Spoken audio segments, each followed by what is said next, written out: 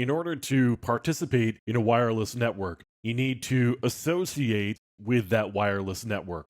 Now, you can see here I've got the advanced properties up on my network connections, and here's a list of all of the networks that I have associated with. My system actually caches the information about all of those networks so that we can retain the association if we ever come near one of them again. Now, to associate yourself with a network, you have to select the network. And actually, let me just do this again. I'm going to remove my current network here, and I'm going to turn my Wi Fi off. Now, if I turn it back on again, it's going to try to associate with my last network. Actually, I've got a couple of networks here that I have associated with. But if I try to associate with this one again, it has cached those credentials for me. So let me try a different one that I haven't associated with before.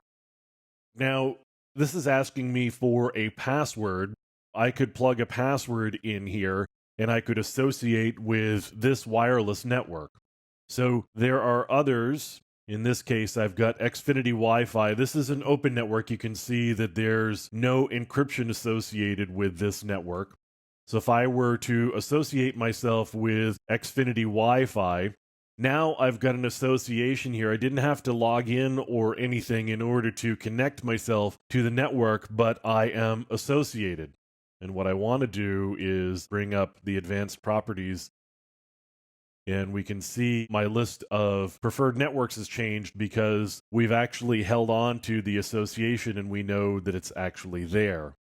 So there are a lot of different wireless networks here within range of me, and I can associate myself with any one of them. I can change associations just by selecting a different wireless network. And now that puts me onto a different local network for every wireless network that I am associated with, and I can associate myself with only one at a time.